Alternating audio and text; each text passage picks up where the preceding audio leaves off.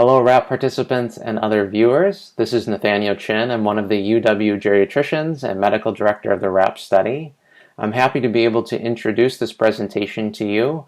While I wish I could be doing it in person, I'm grateful for the hard work, diligence, and creativity of our RAP staff in being able to share this information remotely.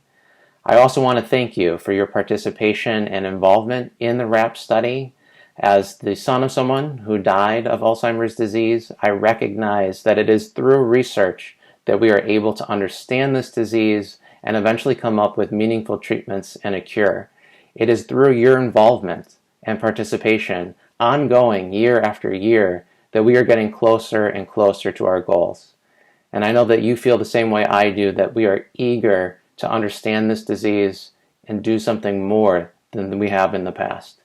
And I think we're getting closer, and so thank you for everything you do, and I do look forward to seeing you in person when we are able to go back to the center. Hello again. This is Dr. Nathaniel Chin, and welcome to the Wisconsin Registry for Alzheimer's Prevention Information Session 2020. I will be talking with you today about the evolving definition of Alzheimer's disease. I'm very excited to have this discussion because I believe it is critical for all of us to start from the same place and have a shared understanding of what it is we're facing. To do this properly, we need to know what the definition of Alzheimer's disease actually is, from benchtop science to living, breathing people. I will do my best to explain this complex topic over the next few slides.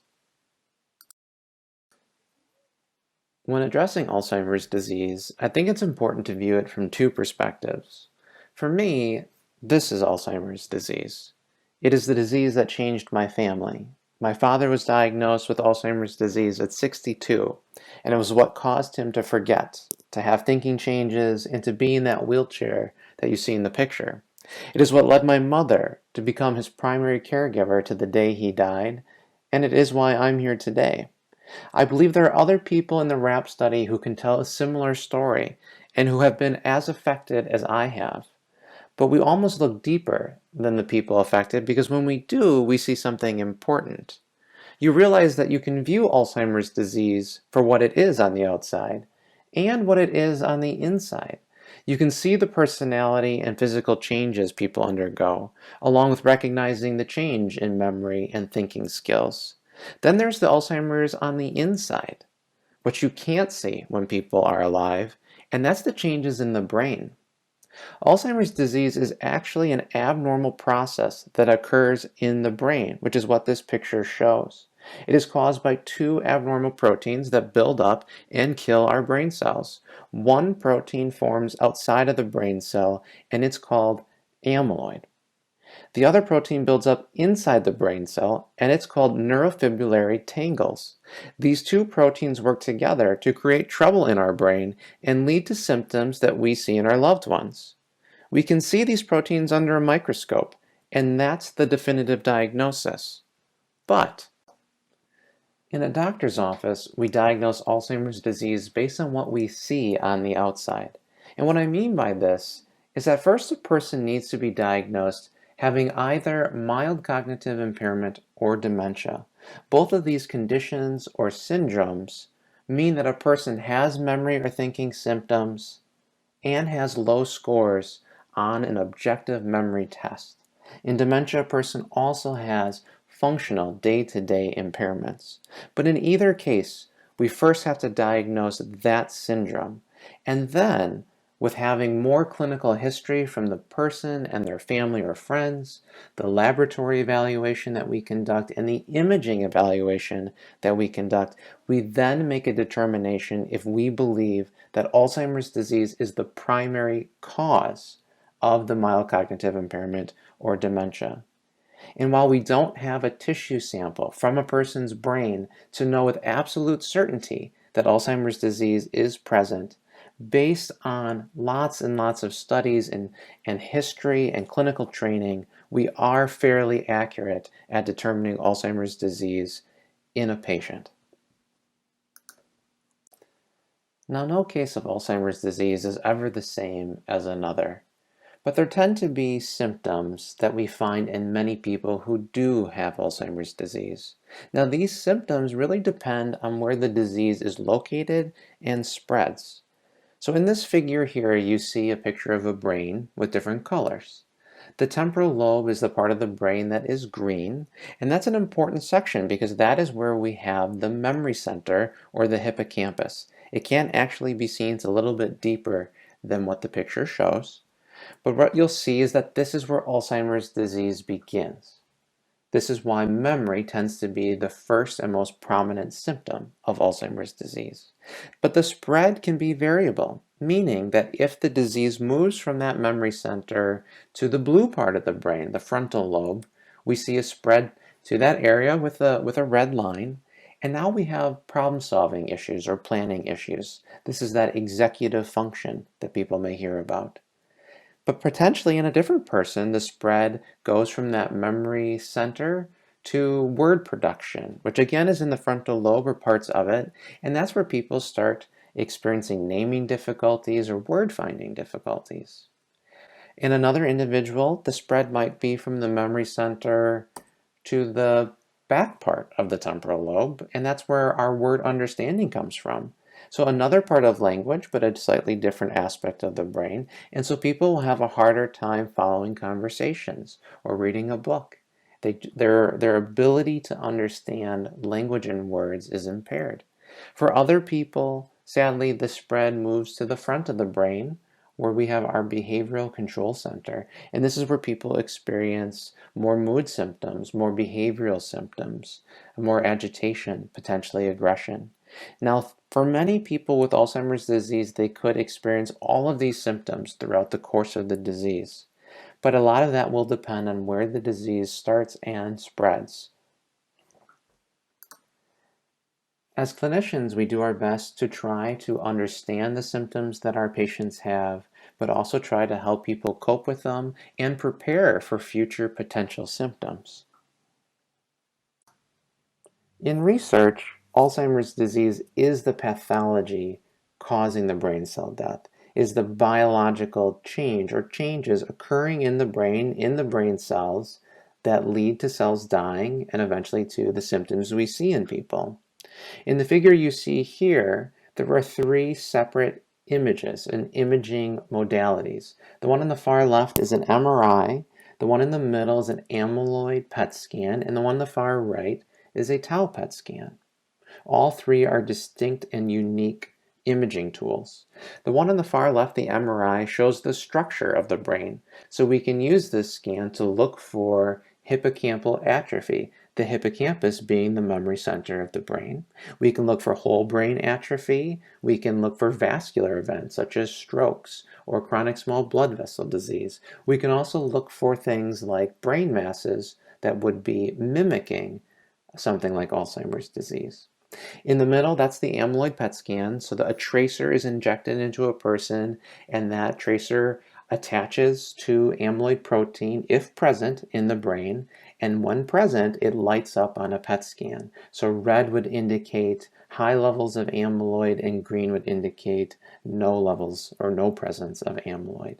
The same method is true for the far right image of this tau PET scan. A tracer attaches to the tau protein and will light up if present, showing that red indicates high levels and green indicates no levels.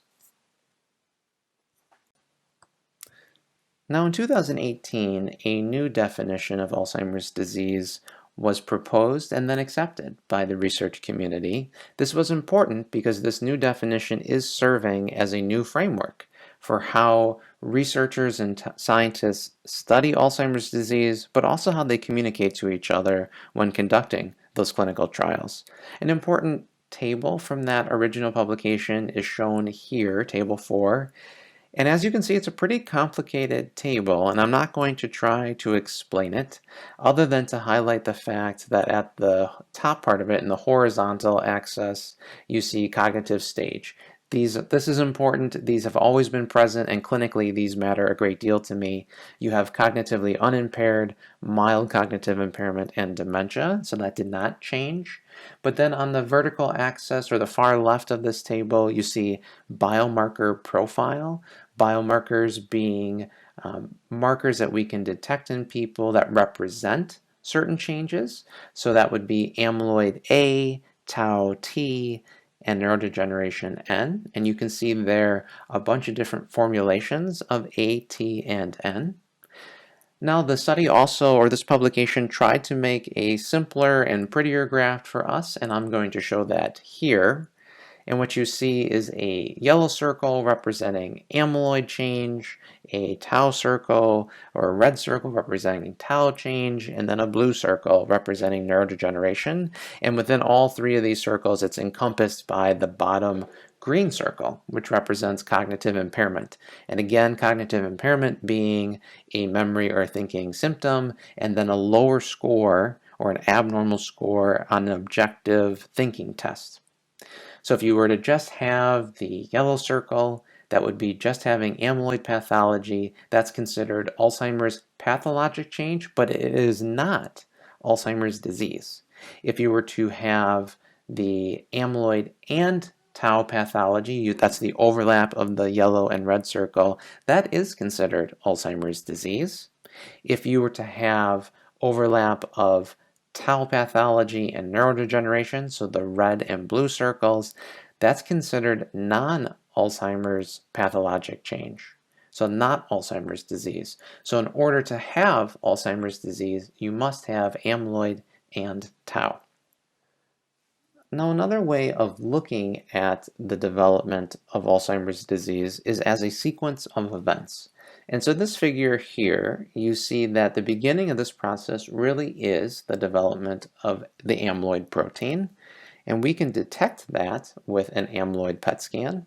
And after some time of having elevated amyloid in the brain, there is the development of tau, or neurofibrillary tangles, which we can again detect via a tau PET scan. And if you don't have a PET scan, then you can detect these two abnormal proteins through the analysis of cerebrospinal fluid, CSF, which many of our RAT participants know of because they've undergone a lumbar puncture before. Now, after some time of having both amyloid and tau, or neurofibrillary tangles, you do develop nerve cell death. And what we can do to measure that is an MRI scan. And so that MRI scan shows atrophy or brain cell shrinkage that is abnormal for a person's age. And so here you now have amyloid, tau, and neurodegeneration, A, T, and N.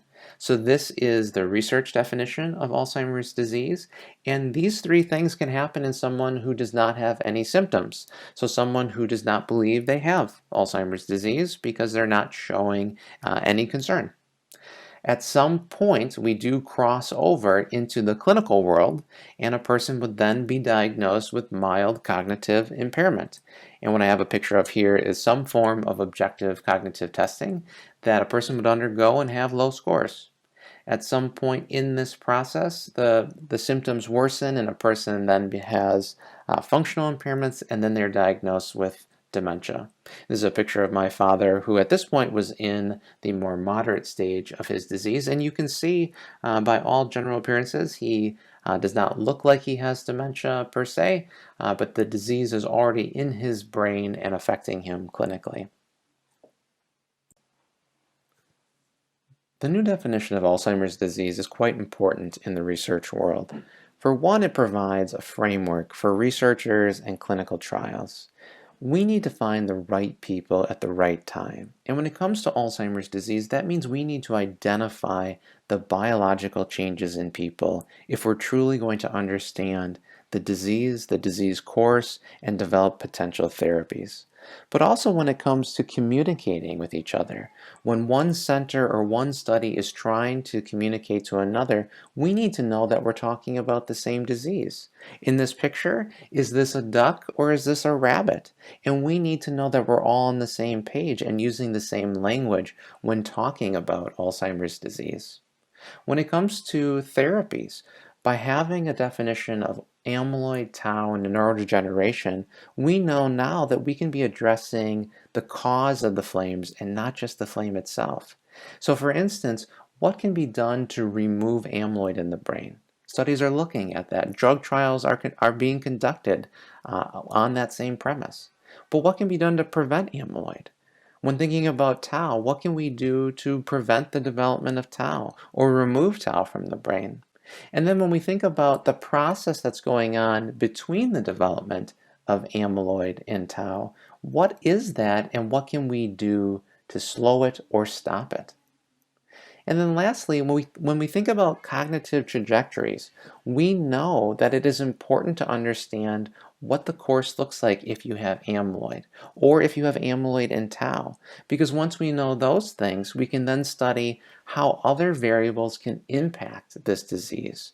Does having condition X make amyloid and tau more lethal, more potent than before? We don't know these things, but now that we have this framework, we can actually ask those scientific questions and then study it.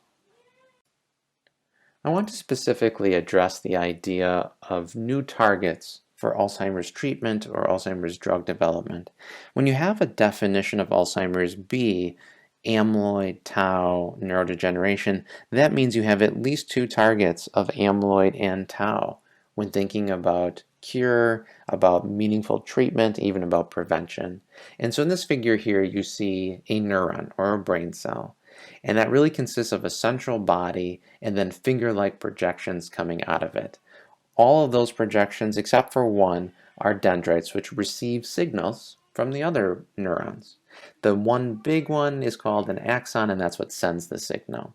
But in this picture here, you see what looks like a beehive, and that beehive is actually the amyloid deposit that can interfere with neurons. And then the blue color within the neuron is supposed to represent the tau protein.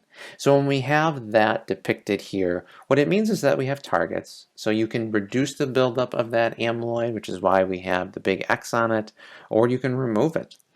We also have then the tau. And so can we prevent the tau tangles or remove those tau tangles? But lastly, there is that arrow, which represents a process that is happening in the brain that is leading from the buildup of amyloid to the buildup of tau. And can there be something done to prevent that process from leading to more cell death?